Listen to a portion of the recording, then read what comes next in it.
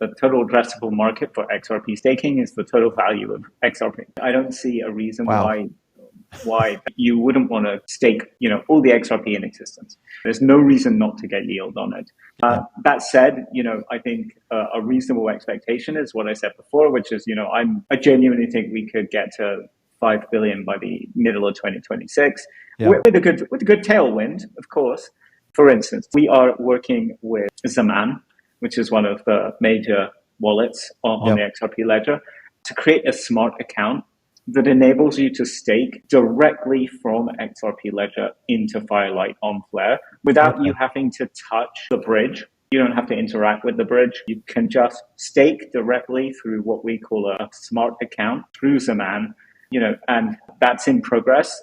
And Zaman has, as I understand it, roughly 4 billion XRP. Mm-hmm. So, that's about $12 billion, just that. And I think, there's no reason that we wouldn't be able to pick up a reasonable amount of the assets that are used in Zaman.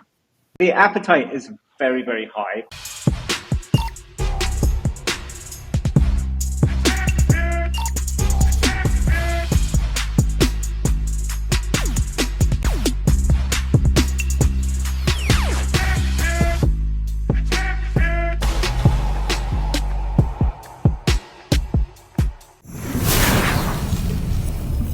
Welcome to the DeFi Standard, and this is Mickey B. Fresh.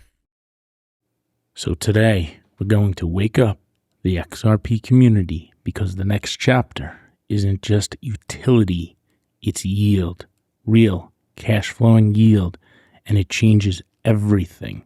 For years, the XRP's value story was simple.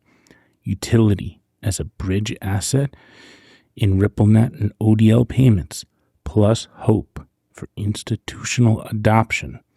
Nice in theory, weak in cash flow and storage demand. Now, with Firelight vaults on the horizon, soon to launch, following Flare Network's F-Asset system, which will bridge XRP trustlessly in a non-custodial, decentralized manner to the Flare Network, XRP transforms from a crypto commodity to a productive capital asset.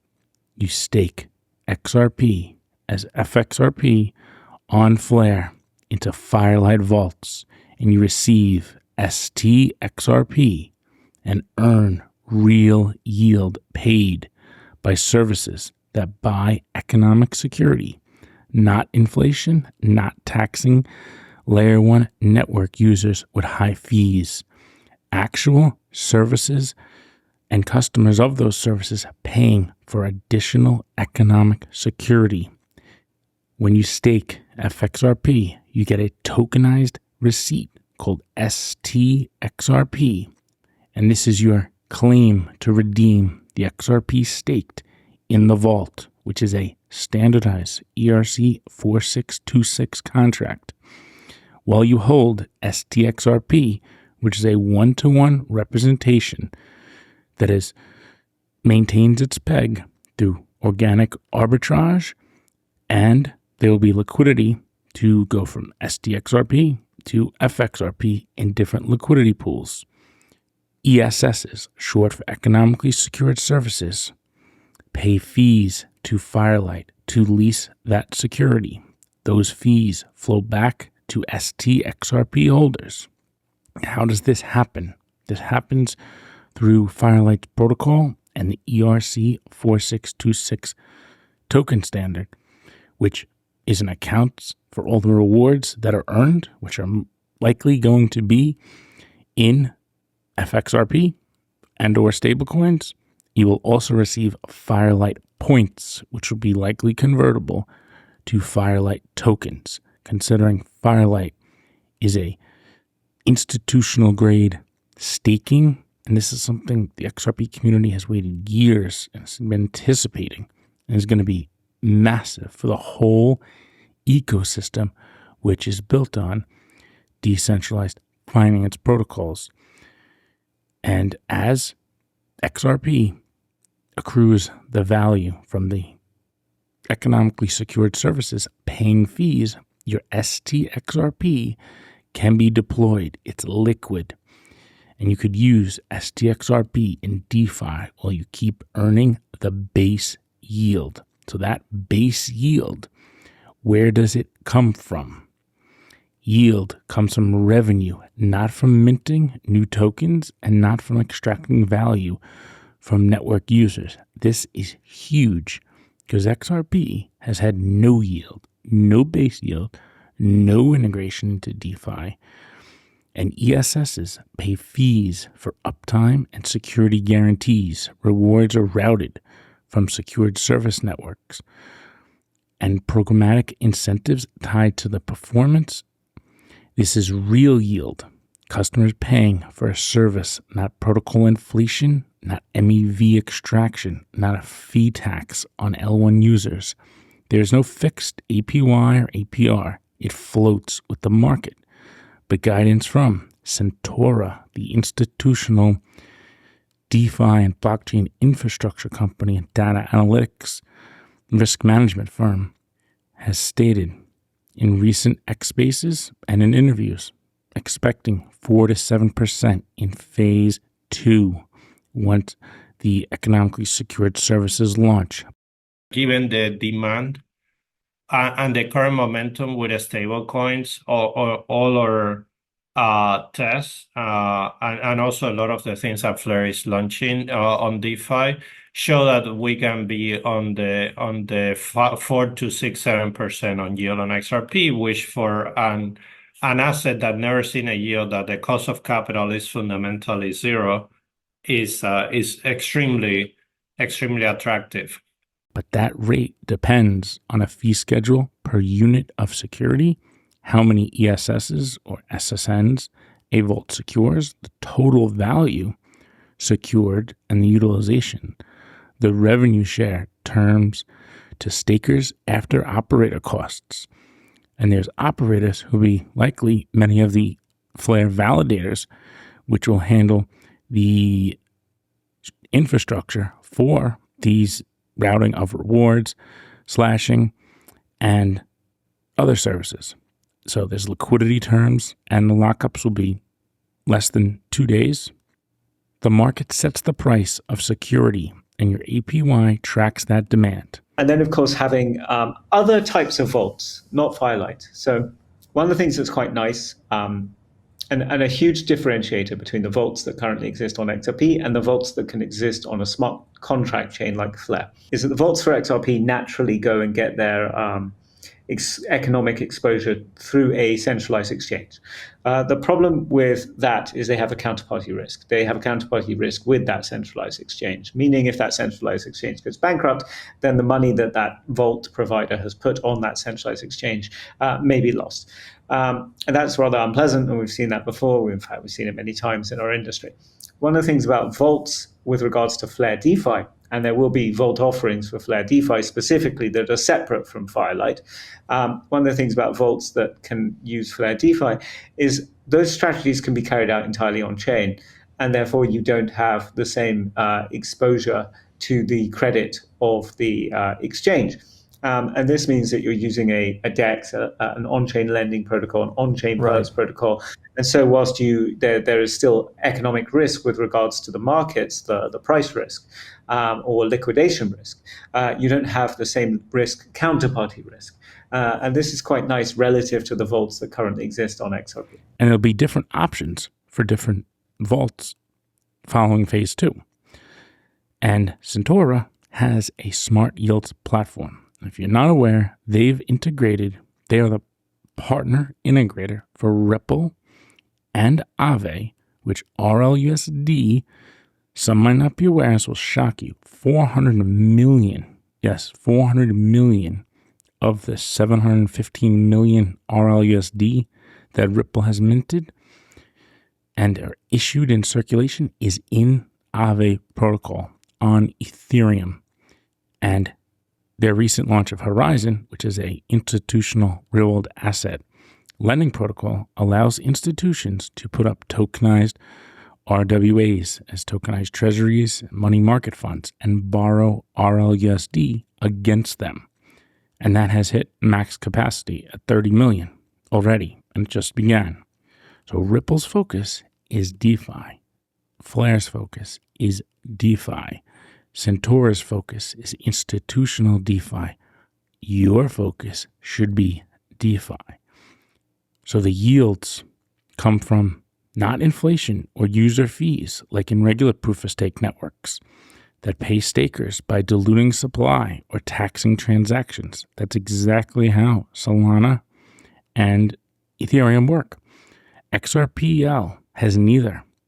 And Flare, with their super validators, operate real infrastructure, consensus, the FTSO price feed oracle, the Flare data connector client, and nodes on the XRPL, Bitcoin, Doge, and run validators that secure the consensus. So they're securing data to Oracle systems and they bond tokens. So that's not like your typical proof of stake network where it's just token staked and people delegate. It's all based on that token.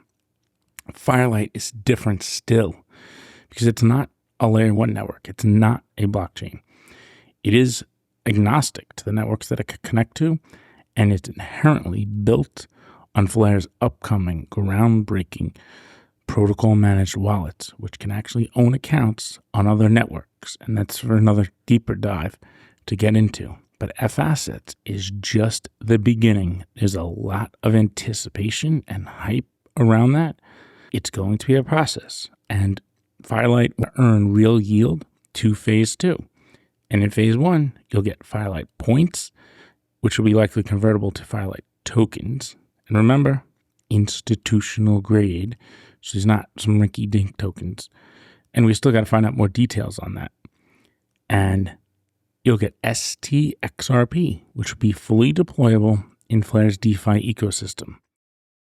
Once you have the asset on the other side, you need to unlock economic utility to produce yield. That's what we do, right? That's why we have built an entire platform. So when you bring the two together, right, it creates real utility. You have best-in-class interoperability, XRPL to Flare, interoperability, security, with real economic yield-generating use cases on the other side. We have seen, including some of the examples that I named before, many attempts at solve the first leg, right, and use stake and whatever, and there's nobody consuming that. And then many fantastical use cases of unlocking DeFi for XRP and all that don't have the interoperability robustness to make it work. So without the two pillars, it just doesn't work. And what's interesting about this is that Centaur has a $3 billion in institutional capital deployed in DeFi for institutions through their Smart Yields non-custodial vault platform. So there's going to be, as you see in the diagram, all the way to the right, there's vaults that they curate that will set a strategy. So you take stXRP, one click, deposit, and then it executes that strategy, whatever that is. It could be complex, it could be high risk, it could be low risk, whatever. They're going to have different choices that you could enter into. Or you could just take your stXRP and go into borrow against it. Say borrow Flare, and to get more of the Flare drops. And you could borrow stablecoins, likely to mint. Well, you're going to be able to put up your stXRP to mint a decentralized stablecoin, which is going to be most likely yield optimized is the word. Meaning if the collateral is earning yield, means you get the base yield, and then you get a decentralized stablecoin pegged to USD, which then you could go and lend at probably 8 to 12%. And now you're looking at 15 to 20% in a low risk way with your XRP. And that's going to have a significant impact over time on XRP and community, the value, and the narrative, because the narrative is going to change. Like if we get really ambitious about this, I think a good subjective measure of success will be when the narrative around XRP changes from this sentiment-driven thing that it is today to a yield-friendly asset.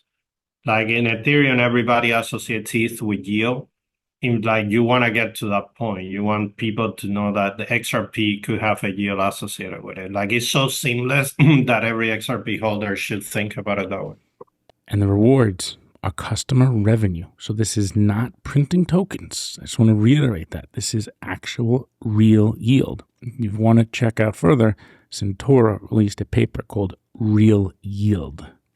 And Flare has already signed multiple XRP treasury corporations, public companies that can deploy a couple $100 million into the ecosystem. Vivo Power, Weebus, and there's a number of others.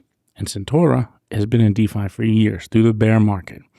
And DeFi summer is the next big thing that is coming. It's not ETFs, which are great, but that's a short-lived shot pump to the price. There could be people from TradFi that could enter, but it doesn't do anything more. And I'm going to talk about that a little. What does it mean?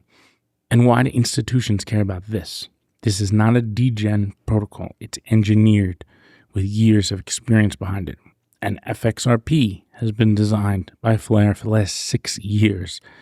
Brings XRP to Flare with decentralized agents and over-collateralization in version 1.2.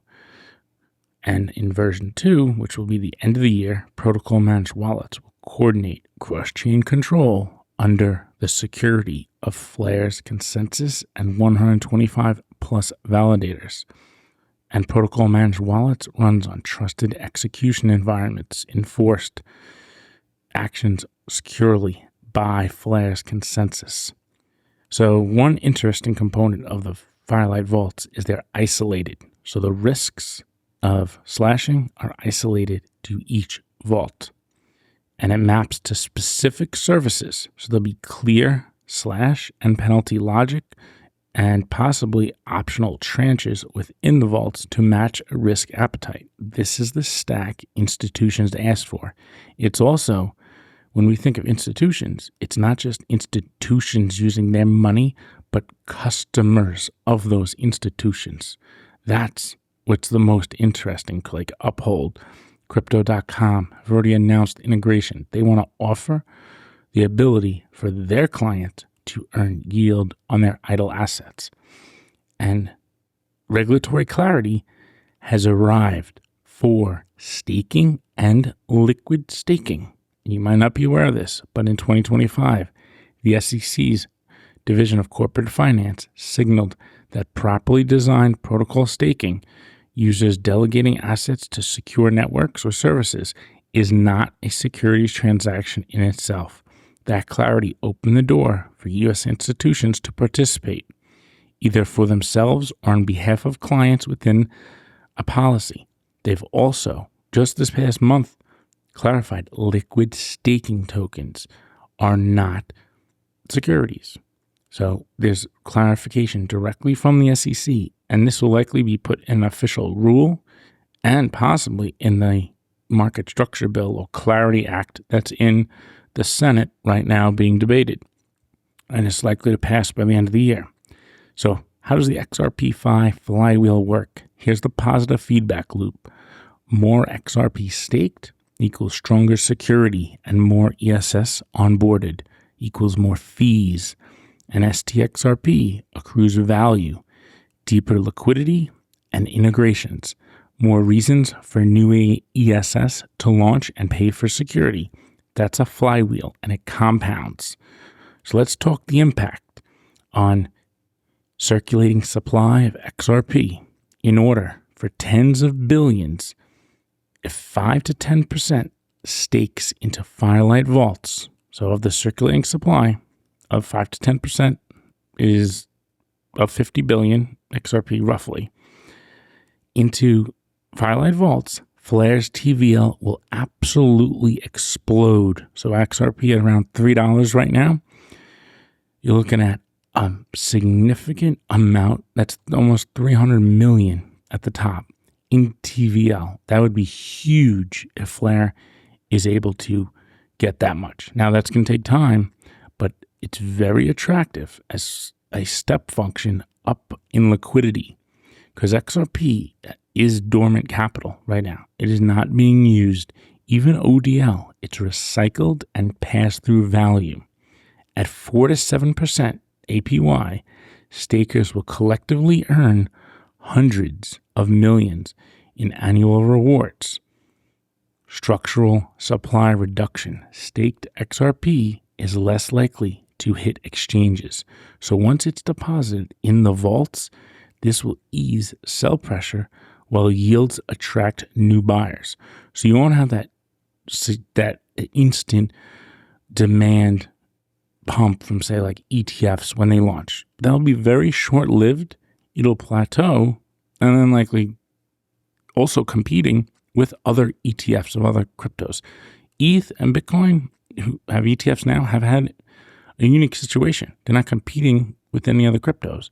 But once there's Solana, there's Avalanche, there's others, the ETFs, yes, they grab the 401ks and all that money tied up in legacy accounts, but it's going backwards. It's for the legacy markets to dip their toes, but it's not going to have a lasting impact in the same way when you introduce staking, and it's directly in the ecosystem and drives the development.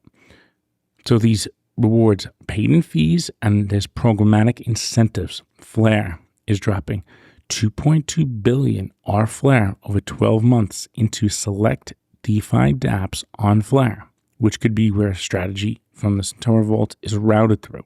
And then you earn Flare, which accrues to its full value after 12 months. If you claim it early, it gets cut in half. But you do earn the Flare drops from the Flare that you do receive. Structural supply reduction. So staked XRP is less likely to hit these exchanges. And the valuation will shift. Analysts can now model XRP as an income-generating crypto capital, not just a utility token.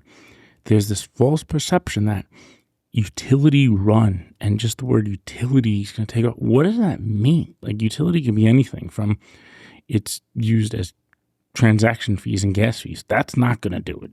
That's not going to drive the value. There's never going to be enough. They're so inexpensive. So ODL's a bridge. That's good. That grabs liquidity, but it's a quick buy and sell or sell into the market for those institutions. They don't have a reason to hold it. Yes, it's a real world utility. Great. Doesn't mean it always drives value. So besides speculation, which it's been so far predominantly, this drives real financial activity, because then you could use it as collateral. Probably the single best use case for a financial asset is using it as collateral and it being yield bearing. So an asset that earns you cash flow that also appreciates and that you could borrow against is a powerful asset, especially when you get the whole DeFi composability and the non-custodial permissionlessness. So there's nobody involved in having to do that. And institutions are going to aggregate into all these ecosystems, and they'll offer the services and then charge fees. That's exactly what vaults are structured to do. It's like taking an asset manager or money market manager and them manage, instead of them human managing it, it's automated. And then they'll be soon intelligent, where the AI will take in the inputs in real time from the data produced from the oracles and make decisions based on the changes in market volatility and price, depending on what the asset is and what the strategy is. It could be derivatives, it could be hedging. And ecosystem magnetism. Liquidity depth attracts blue chip DeFi, RWAs, and insurers. Perpetual futures venues, which SparkDex is going to be at the heart of on Flare. And risk markets that want stXRP as pristine collateral. This is the XRPFi tsunami. Dormant capital turning into productive capital. A base yield unlocks new building blocks. On-chain insurance underwritten by state collateral. Be one of the first ESSs, decentralized AI agent frameworks that need bonded security and real-time data. RWA rails with stXRP as a reserve guarantee asset. Yield optimizing stablecoins using stXRP as collateral, which is huge, and that will complement the RLUSDs and other stablecoins in the ecosystem, but they can earn yield. No Genius Act speaks on any dictation to what decentralized stablecoins can do, only regulated ones. Institutional, smart, and intelligent vaults curated by Centaura with a risk, analytics, and automation. But the key to DeFi, even institutional DeFi, means everyone can access it. A Guatemala fruit stand to retail investors to corporations. The initial adoption for these protocols, we think, is going to come from large institutions. Now, we like to use the term internally institutional grade rather than institutional because we think any investor should have, when you talk about institutional grade, you care about robustness and risk management and security and better alpha, and everybody should have access to that. And I think those were part of the ethos on Flare since the very beginning, because I know the team since they got started. And now they're coming to, they're in every building block of the platform, and we're just materializing now with this iteration on XRP yields. That makes a lot of sense. I love what you said about institutional grade, because retail also deserves to have good security and fast execution and cheap transactions and access to all of the same things. And that is the beauty of decentralization. Theoretically, there shouldn't be a walled garden around these products, right? Even if they're built for institutions. Yield is the key that opens these doors. Any of these digital asset treasury companies, quote unquote, they need to earn yield. They can't just hope for moon and hope the price to keep going up, because that never will they'll never be successful. So they're going to have to deploy their assets, and they're going to move away from the maxi mindset of I'll hold Bitcoin or do what MicroStrategy did. But their situation is a little different. I'm not going to get into it. They took advantage of opportunities in 21 and 2020 to position themselves in a way. So here's the simple playbook. You bridge XRP to Flare as FXRP. You stake FXRP in Firelight Vault. Receive stXRP, your liquid tokenized receipt. And then you decide your lane. Do you want to be in? And it could be multiple choices. Nothing is binary. Don't ever think binary decisions. You can always split and do 10% in this, or 20%, or 50%. And you'll be able to choose how you want to deploy the stXRP then. You don't have to. You can just hold it and earn the base yield. But you'll have a choice, and you'll be able to decide based on transparent, automated systems. So somebody's curating the vault, but it's a contract. It executes what it says, and it's audited and verified. So this is all going to be on Flare. So you know exactly what you're interacting with. There's no risk of losing your assets, only the economic risks of whatever that strategy is. And it allows for monitoring of APY drivers. There's a huge push right now on the institutional side for yield optimizing strategies across multiple networks. We want to see XRP and even better stXRP on the EVM sidechain. Flare just hosted a hackathon with the EZA and XRPL Commons. There's already been discussions in Flare blogs of integrations into the EVM sidechain, because Firelight is built on Flare's protocol managed wallets, meaning it will be able to interact with every network Flare is connected to with its FDC. And that's going to open up a tremendous amount of possibilities. And also, we need XRP into the broader DeFi space, since XRPL isn't yet enhanced the way it will be in 2026 when smart contracts launch, which is going to take some time. But till then, this jumpstarts XRP's transformation, and it's going to be a massive narrative shift, and a good narrative shift. That means we got to drop the old narratives, and Ripple will still do payments, but they're even transitioning as stablecoins get bigger and bigger. It has taken away from that initial use case as a bridge asset, which is great, and it still can do, but it was never an end-all thing that many people make it seem, because they didn't see everything else, because it's still being developed and maturing. But now we're getting to that stage when the SEC is saying all capital markets are coming on chain. Eventually, the tokenized real-world asset market cap will pass the $4 trillion crypto market cap. And then what? Then what are you involved in? Is it just crypto, or is it something else? It's all markets then. Summing it up in one line, proof of stake yield equals inflation plus user fees. And why Firelight beats inflationary proof of stake? Because Firelight yield equals customers buying security. That's real yield. One dilutes supply and taxes activity. The other converts demand into cash flow for stakers. Because then you could go and deploy that FXRP earned and restake it, stake it in Firelight vaults, and then get more stXRP. Or you could swap it into whatever asset you want. That's the difference. Utility without income and utility that pays you to hold. So this flips XRP's story. No longer just a bridge asset waiting on bank adoption.